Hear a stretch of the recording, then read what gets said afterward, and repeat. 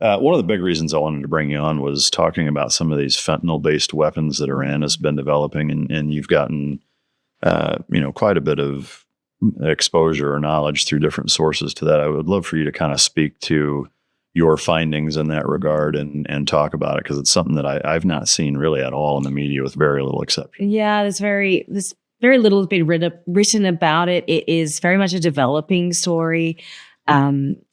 West Point has actually written a little bit about it, and a few think tanks, but it's not something that's garnered a lot of attraction. But something I've been following, and that is the potential, high potential of Iran having developed fentanyl-based PBAs, pharmaceutical-based agents that it can then put in grenades or artillery, or use that, give it to its proxies. There's no evidence yet to say that anything like that has been used per se, but certainly having the potential to do that, I think, should be a huge cause for concern. Yeah.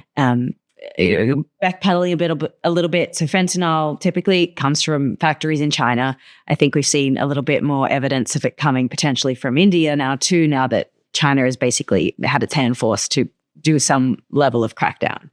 But it's very cheap, synthetic, so very easy to access. Of course, Iran has good relations with China, so it's not hard for them to be able to use some of these, and they're oftentimes they are legitimate. This is a legitimate pharmaceutical product, and that's what makes it very difficult to put a stop to, is because there are very valid uses for it. But that drug is different when it's used sort of in this context. So very easy to get, very cheap to get. I think there's been a lot of concern that Iran is very clever. It's a society that's very creative. It's been sanctioned for a long time. It has an ability to work that around and puts majority of its money not into helping, poor people. It puts it into military endeavors.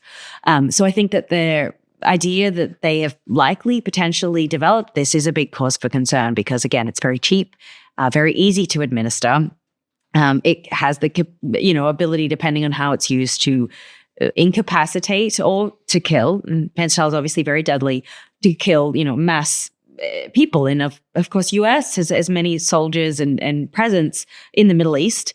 Maybe not in a quote unquote combat scenario really anymore, except for a few thousand people in Iraq and Syria. But that's something very easy for Iran to incapacitate a huge group of people, especially if it is in the hands of any of its proxies, the Houthis in Yemen, or you've got Hezbollah or Hamas, or any of these groups. And that could be, sort of a massive advantage that it would have. Obviously, it's a violation of the 1997 Against Chemical Weapon Convention, which Iran is a signatory of. The United States is also a signatory of.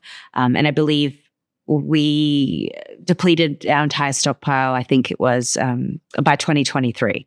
So, that's not something that the US is going to be deploying anytime soon. But again, it's very difficult because this is a product that is legitimately used. And so it's very hard to put a stop to supply when it is something that is a requirement for legitimate medical purposes. Yeah. I think to me the most frightening part about that is even reducing it down to like canine training. A lot of the narcotics detection dogs, it's a huge concern. If a dog is searching a vehicle and there's pure, fentanyl powder, the dog just making contact, his nose with powder, it'll kill the dog. The most troubling aspect of this whole thing is when you think about the mechanism with which it's deployed. It opens up this Pandora's box of capability to administer it in ways that really I don't think a lot of people understand. Because if you think about, and I've seen some rumblings online of some reports of things being developed. I'm A, curious if you've seen the same thing, or B, if you've even heard of any of it. But like getting into water supplies, dumping bags of pure powder into water supplies could kill thousands of people using drones. Right? Is that the, say a 5-pound sack of flour on a DJI $300 from Best Buy drone being dispersed in high winds above a huge crowd of people at a parade, a sporting event, a concert, what have you, same thing. So I think historically the